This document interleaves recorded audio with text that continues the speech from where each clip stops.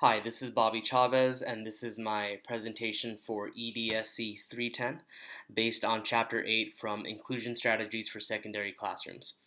I initially started this project wanting to write about taking notes because I do take a lot of notes when I read textbooks, and it really does a lot to help me understand the text.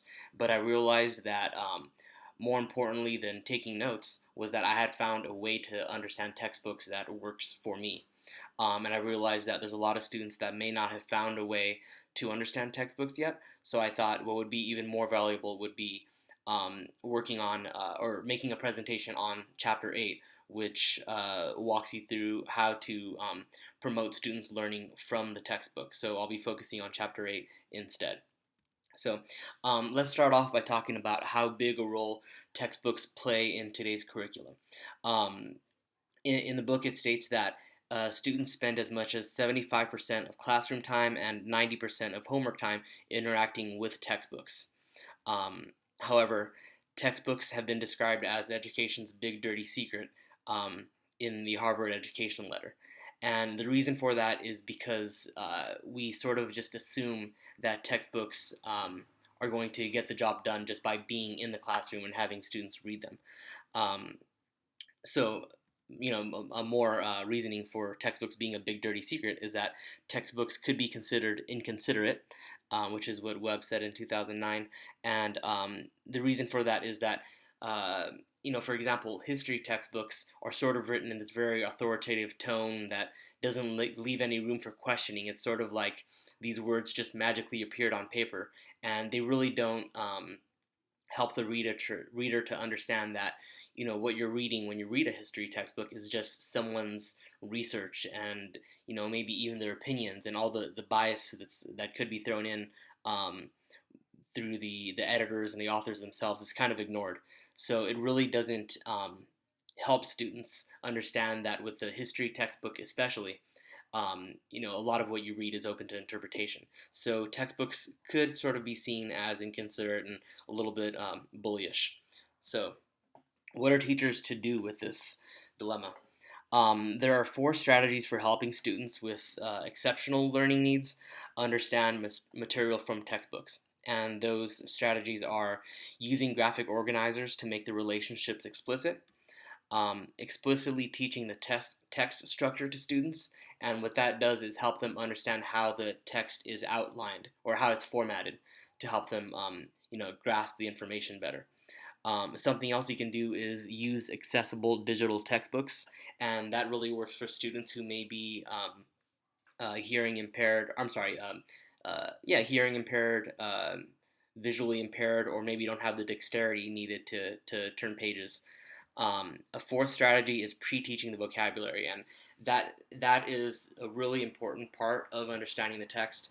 It has to do with content literacy, and there's a few different sections to that we'll get into later.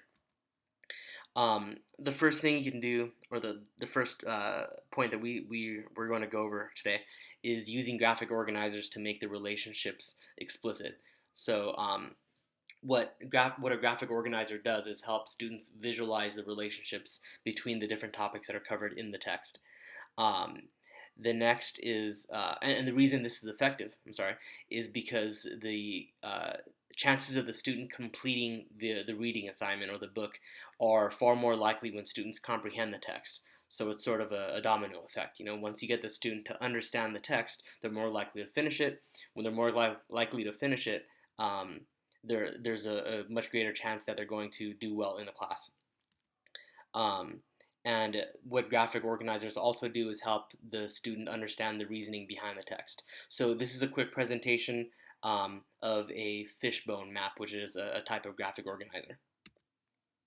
In this Fishbone Map Graphic Organizer app, students will learn to identify the main idea and supporting details from the provided paragraph on manatees. Students drag the highlighted portion of the text to its correct position on the fishbone map. With a fishbone map, the spine represents the main idea and the ribs represent the supporting details. Visit www.classroomcompletepress.com for full versions of our products and to watch more demo videos.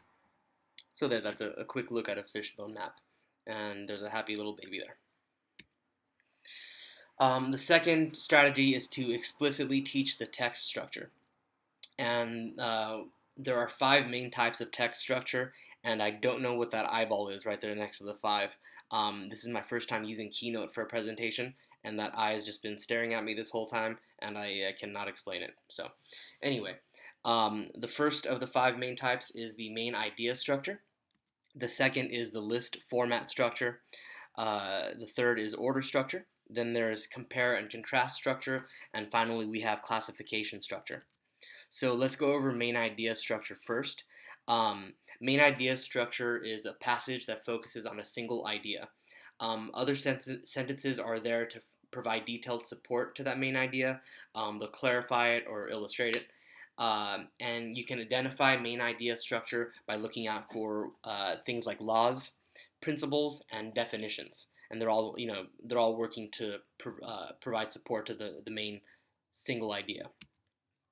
The next structure is list format, and this focuses on a more general topic rather than one main idea, and it's followed by a list of characteristics. So you might have one topic, and then there are a list of characteristics that identify that topic.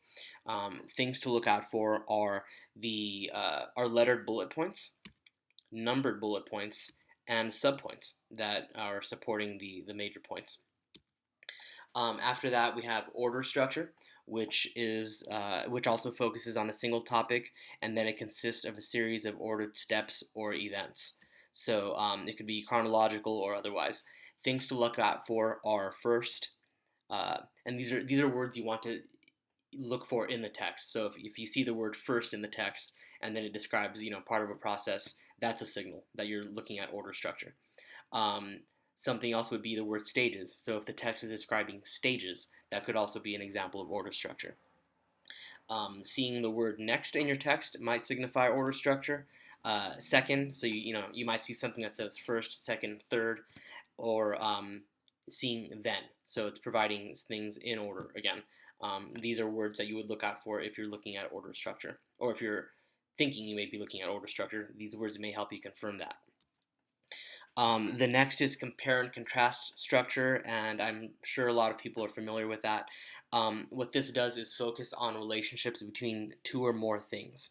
Um, and things to look out for would be words or phrases like in contrast to, in comparison, and you can also do things like create a Venn diagram to help students visualize the similarities and differences between two things. And here we have a little Venn diagram that shows the differences between whales, fish, and shrimp. What you can also do, it's a little bit simpler, would be just to have students create a list, and then one side of you can have one column for similarities and then another column for differences.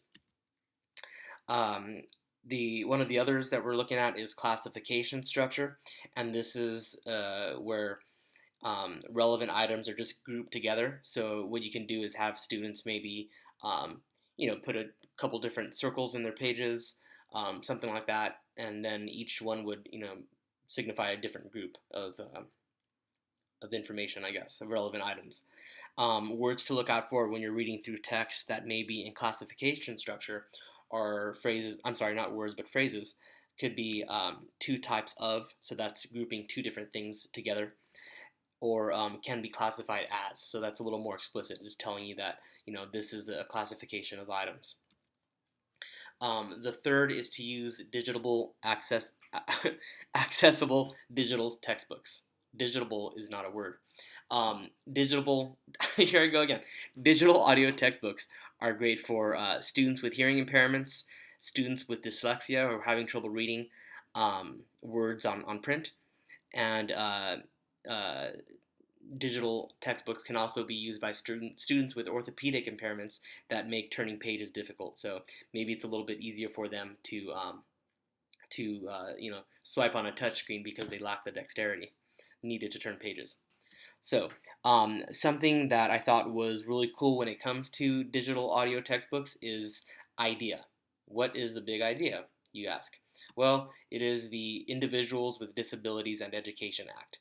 And what this does is require all state adopted textbooks to be accessible in a digital format and available to all qualified students free of charge. Yeah, so that's pretty cool for students who don't have access, or maybe they just don't have the money to pay for memberships or whatever it might take. So this provides information to them for free. Um, the fourth thing you can do is pre-teach vocabulary, and this is also known as content literacy or developing content literacy. It's the number one predictor of secondary students' reading comprehension of content area textbooks. So it's super important that before students get into something, they understand what the vocab means, because they might not see those words anywhere else. And in these instances, when you're pre-teaching vocabulary, it's very, very important that you provide repeated exposure to these words for ELN students, because or students with ELN, because even the average student or a student without ELN may take 12 exposures before they understand a word. So you want to do that many, many more times for any students that have ELN. This is a very cool quote here from David Wilkins. It is, "Without grammar, very little can be conveyed, and without vocabulary, nothing can be conveyed." So I think that says a lot about how important it is that students understand the vocabulary before heading into something as large as, or something as important as understanding a textbook.